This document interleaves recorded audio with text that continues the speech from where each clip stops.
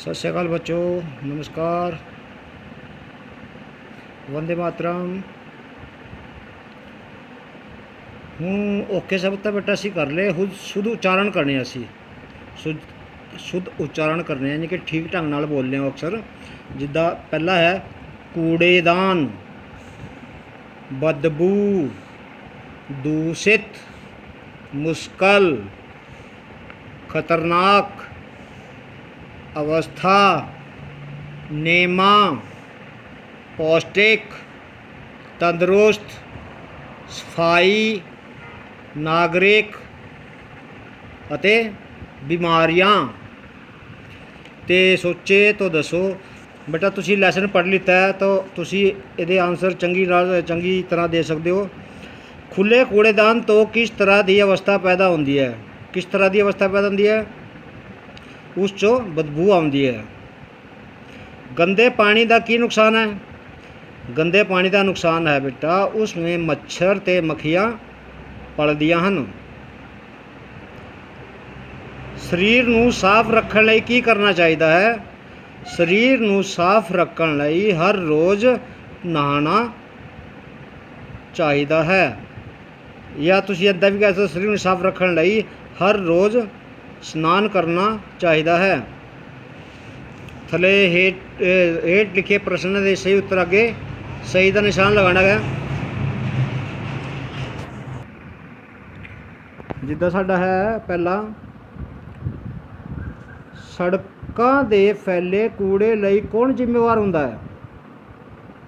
सरकार हुंदी है, सफाई वाले हुंदे हैं, लोग होंदे हैं।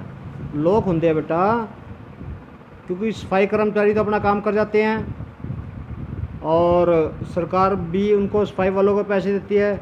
लेकिन सड़कों पे जो किनारे पे लोग रहते हैं वो लोग ही सड़कों पर कूड़ा फेंकते हैं। गंदे पानी तो की फैलता है? सफाई फैलती है, अरोगता फैलती है, बीमारियां फैलती है। गंदे पानी तो बीमारियां, ये बीमारी आ गया साडा, बीमारियां तो ठीक कर देंगे असी। बहुत लोग घर का कचरा कित्थे सुटते हैं? सड़क ते कूड़ेदान विच, घर दे अंदर ही।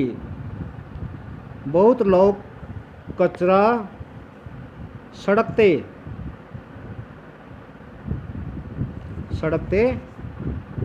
सुटते हैं। केड़ा खाना घट तो घट खाना चाहिए है? बाजार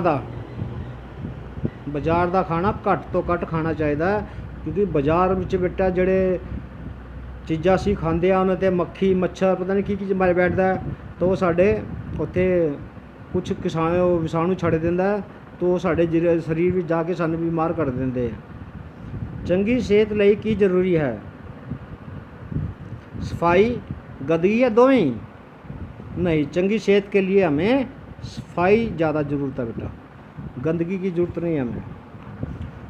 हुण अगे इत्थे है, हेठ लिखे प्रश्नों के उत्तर एक दो वाक्यां विच दिओ। गंदे पानी तो होने वाले नुकसान केड़े हैं? आप बेटा यहाँ से लिख सकते हो इसको। गंदे पानी तो होने वाले नुकसान यह है, गंदे पानी विच मच्छर अते मक्खियाँ पैदा हुंदी है जिहड़ी बीमारी फैलाउंदी है। क्या है? गंदे पानी विच मच्छर अते मक्खियाँ पैदा हुंदियां हन जिहड़ी बीमारी फैलाउंदी है।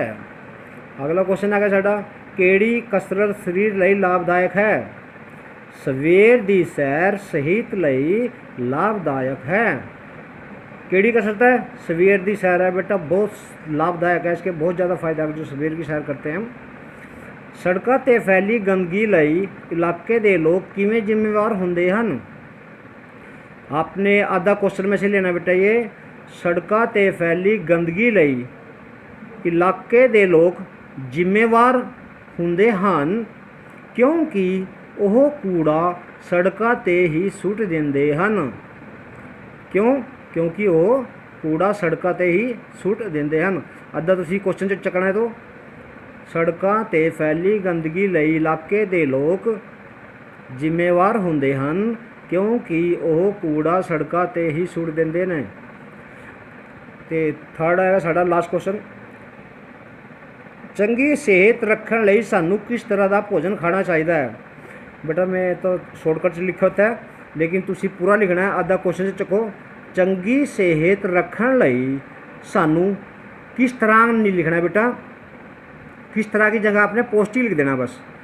चंगी सेहत रखण लई सानू पौष्टिक भोजन खाना चाहिए है। आधा क्वेश्चन से ले लो, बीच में सिर्फ पौष्टिक डाल दो। चंगी सेहत रखण लई सानू पौष्टिक भोजन खाना चाहिए है। ये बेटा तुम साफ साफ जो प्रश्न उत्तर है गए तुम बिल्कुल साफ साफ कापी च लिखने हैं। जोड़े सही उत्तर वाले आ गए हैं ये बुक च भर लो, जो खाली थावां है ये भी तुम बुक च भर लेना। पर जो क्वेश्चन आंसर तुम लिखोगे एक अपनी कापी विच वो बिल्कुल साफ साफ होने चाहिए ने। हुण देखो, गंदे पानी तो कई तरह दियां बीमारियां फैलदियां हन। कई तरह की बीमारियां किवें फैलदियां हैं? गंदे पानी तो, गंदगी तो मच्छर अते मक्खियाँ पैदा होंदे हन।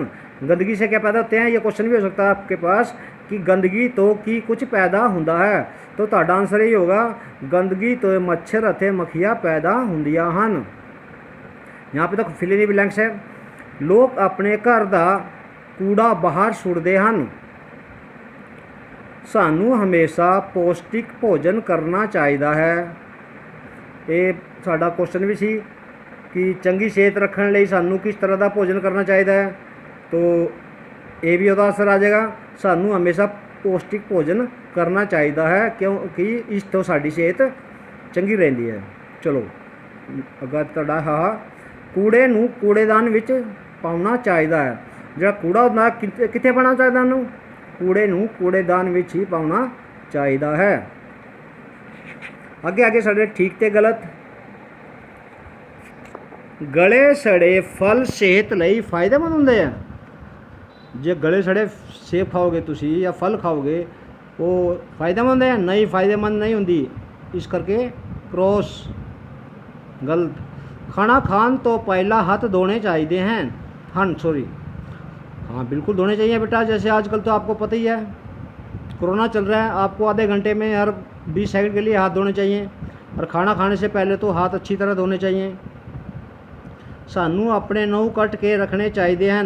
बिल्कुल सही कह रहा है, क्योंकि नाखून में क्या होता है बेटा, जब नाखून बड़े जाते हैं तो उनके अंदर जड़े मैल भर जाती है, वो मैल नहीं होंगी, एक तरह के कीटाणु होंगे, वायरस होंगे। जब असीं रोटी खाते हैं तो मैल साढ़े पेट में चली जाती है तो सानू बीमार कर सकती है। इस करके अपने नहू नू चंगी तरह कट के रखना चाहिए हैं। शरीर की सफाई कदे करनी चाहिए, कदे कदे करनी चाहिए है, कदे कदे नहीं करनी चाहिए भाजी, रोज़ करनी चाहिए हैगी। शरीर की सफाई हर रोज़ करनी चाहिए है, कदे कदे नहीं करनी। कदे कदे नहीं करनी तो मतलब ये रोंग हो गया। सानू बाजार का खाना घट खाना चाहिए। बिल्कुल ठीक कह रहे, क्योंकि बाजार का खाना घट ही खाना चाहिए है। इस करके ये तुहाडा बिल्कुल ठीक है। हेठ लिखे शब्दों नू वाक्य विच वरतो। बेटा ये वाक्य विच वरतने हैं तुसी। कूड़ेदान, दूषित, बीमारियां, तंदुरुस्त ते सफाई, ये तुसी अपने आप बनाने हैं। आगे थोड़ा जा है व्याकरण। ਜਿਹੜੇ शब्द एक दूजे तो उलट अर्थ प्रगट करन उन्हां नूं विरोधी शब्द आखदे हन, जिवें गंदा, साफ, तंदुरुस्त, बीमार आदि। ये कहने का मतलब ये है यहाँ पे कि बेटा जो शब्द उल्टा प्रकट करे, उल्टा प्रकट करते हैं आपस में, उनको विरोधी शब्द बोलते हैं। अब नीचे दिया कुछ इनको विरोधी शब्द को हमने ठीक लिखना है। बदबू का बनेगा खुशबू, बाहर का बनेगा अंदर, बंद का बनेगा खुला, सफाई का बनेगा गंदगी, हानिकारक का बनेगा लाभदायक, हल्की का बनेगा भारी। तो थले है पढ़ो समझे तो लिखो। ये बेटा ये दो अक्षर हैं लिखने हैं अलग अलग कि जेड़े तो उन्होंने कोई मतलब बन जाए। जैसे कूड़ेदान, क्या बन गया? कूड़ेदान। कम काज बन गया कम काज। जिम्मेवार, जिम्मेवार का बन गया जिम्मेवार। खतरनाक, खतरनाक से क्या बन जाएगा? खतरनाक। विश्वास, विश्वास। तंदरुस्त जोड़ देंगे, बन गया ये तंदरुस्त। इस तरह तुहाडा ये लैसन चौथा पूरा हो चुका है। जिद्दां मैं तैनूं दस्सिया है कि तुहाडी हाज़री कित्थे लग रही है? व्हाट्सएप ते लग रही है।